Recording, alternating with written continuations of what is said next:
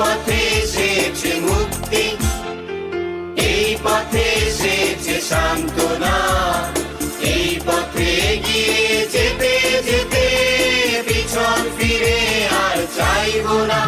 সুদূর পথে যেতে যেতে সুদূর পানে পাড়ি দিতে তোমার কথাই বলবো। প্রিয় শ্রোতা বন্ধু, প্রভাত পরনে স্বাগত জানাই। চার্চ এবং বিশ্বাসীর সম্পর্ক বোঝার জন্য প্রথমত আমরা আলোচনা করেছি খ্রিস্ট এবং মণ্ডলীর মধ্যে সম্পর্ক। এর নিরিখে তিনটি বিষয় দেখেছিলাম। আজকে দ্বিতীয় বিষয়টি দেখার চেষ্টা করি খ্রিস্ট এবং বিশ্বাসীদের মধ্যে সম্পর্কগুলি। প্রথমত অবশিষ্ট সম্পর্ক। এটা হচ্ছে অবস্থিতি করা।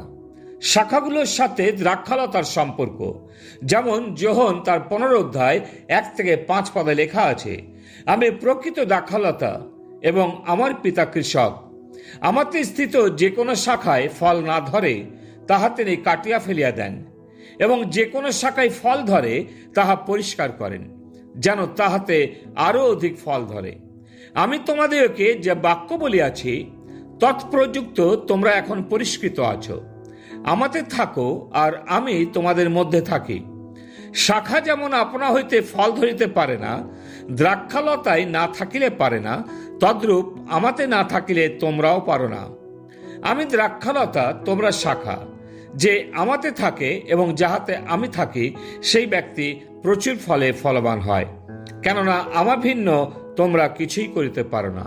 এটা পরস্পরের প্রতি পালনের নির্ভরযোগ্যতা, এক অপরের প্রতি দৃঢ়রূপে স্থির থাকা। প্রিয়, প্রতিটি খ্রিস্ট বিশ্বাসীর জীবন হচ্ছে প্রভু যিশুতে সুরক্ষিত এবং প্রভু যিশুর সাথে সংযুক্ত থেকে জীবনে ফল প্রাপ্ত হওয়া, সম্মানিত হওয়া, অন্যের নিকটে সুনাম পাওয়া সুন্দর ফলের জন্য।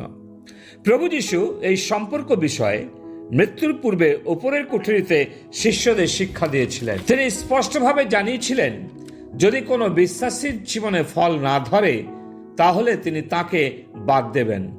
অর্থাৎ কোনো বিশ্বাসী যদি খ্রিস্টে না থাকে তাহলে খ্রিস্টের জন্য কোনো ফল ধরতে পারে না।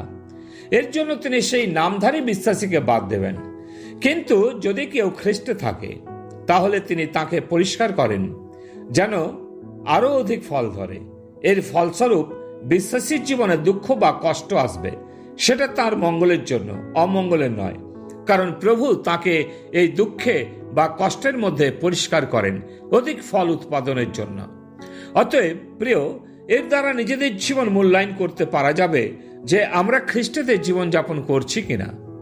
অনেকে বিশ্বাস করেন যে যিশুতে বিশ্বাস করলে আর কোনো সমস্যা হবে না, কিন্তু প্রভু যিশু শিষ্যদের বলেছেন তার পশ্চাৎ চললে অনেক বদনাম করবে, নিন্দা করবে, তাড়না করবে, এমনকি মিথ্যা কথা বলে কারাগারেও সমর্পণ করবে।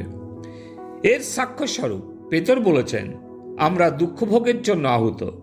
প্রিয়, খ্রিস্টের জন্য দুঃখ ভোগ করা আনন্দের বিষয়। তাই এই সম্পর্ক হচ্ছে পরস্পরের প্রতি আস্থা রাখা, অনন্তকালের জন্য নির্ভর করা। আমরা যেমন প্রভু যিশুর প্রতি নির্ভরযোগ্য, অন্যদিকে প্রভু যিশুও কি আমাদের উপর নির্ভর করতে পারছেন? নিজেদের একবার প্রশ্ন করা উচিত। নির্ভরযোগ্যতা বিশ্বাসীর জীবনে একটি বড় প্রশ্ন। তিনি শিষ্যদের উপর নির্ভর করেছিলেন, কিন্তু শিষ্য গুরুর প্রতি নির্ভর করতে ব্যর্থ হয়েছিল। তাই শাস্ত্র বলে যে প্রভু যিশুর মৃত্যুর পর শিষ্যরা পুনরায় তাদের পূর্ব জীবনে তথা পূর্ব জীবিকাতে ফিরে গিয়েছিল। কিন্তু প্রভু যিশু বিশ্বস্ত, তাই তিনি পুনরুত্থানের পর পুনরায় শিষ্যদের সাথে দেখা করলেন এবং তাদের সুস্থ করেছিলেন।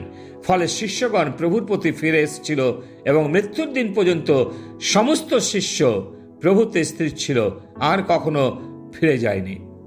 শুধুমাত্র ইস্করিতীয় জিহুদা টাকার বিনিময়ে প্রভুর থেকে সম্পর্ক ছিন্ন করেছিল। যেমন শাখা আঙ্গুর লতার সাথে যুক্ত থাকে এবং ফল উৎপন্ন করে, তদ্রূপ আমরা যদি খ্রিস্টের সাথে যুক্ত থাকি ও ফল অবশ্যই আসবে। দ্বিতীয়ত, রাজকীয় সম্পর্ক। সৈন্য দলের সম্পর্ক সেনা প্রধানের সাথে। 2 তিমথেয় তার 2 অধ্যায় 3 পদে লেখা আছে, তুমি খ্রিস্ট যিশুর উত্তম যোদ্ধার মতো আমার সহিত ক্লেশ ভোগ স্বীকার করো। সাধু পৌল তিমথিওকে স্মরণ করাচ্ছেন তিমথিয়ের অবস্থান। বৎস তিমথিও, শুধুমাত্র যোদ্ধা নয়, কিন্তু উত্তম যোদ্ধার মতো কষ্ট স্বীকার করতে হবে।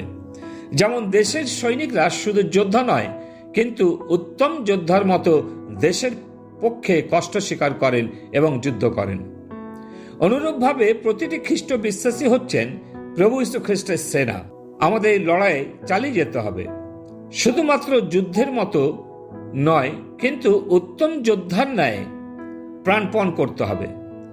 প্রিয়, এটা হচ্ছে সেবার প্রতি আমাদের সমর্পণ। আমরা এক আত্মিক যুদ্ধে রয়েছি, যেখানে শয়তানের অন্ধকারের শক্তির সাথে আমাদের এক যুদ্ধ চলছে। অতএব আমাদের উত্তম যোদ্ধার ন্যায় শয়তানের সামনা করতে হবে এবং প্রভুর প্রতি আমাদের পরিচর্যাতে সমর্পিত থাকতে হবে। আমরা যেন প্রভুর প্রতি নির্ভরশীল হয় এবং তাতে যেন সংযুক্ত থাকি, যেন সম্মানের সাথে আমরা রক্ষা করি। প্রভু তিনি আমাদের সাহায্য করুন, যেন প্রভু যিশুতে আমরা সংযুক্ত থাকি এবং যেন রাজকীয় সম্পর্ককে আমরা রক্ষা করি। প্রভু তিনি তার বাক্যে আশীর্বাদ করুন। পিতা ঈশ্বর, আমরা তোমাকে ধন্যবাদ দিই যে প্রভু আরো আজকে আমরা একটি রূপক দেখেছি এবং প্রভু আমরা জেনেছি যে প্রভু আমরা পুত্র প্রভু খ্রিস্টের সাথে যুক্ত থাকি, আমরা ফল আনতে পারবো, কারণ প্রভু এ এক রাজকীয় পরিচর্যা তুমি আমাদের দিয়েছো। তাই তোমাকে ধন্যবাদ দিই। প্রার্থনা প্রভু যিশুর নামে চাই, আমেন। শপথ নিয়েছি আমরা তোমার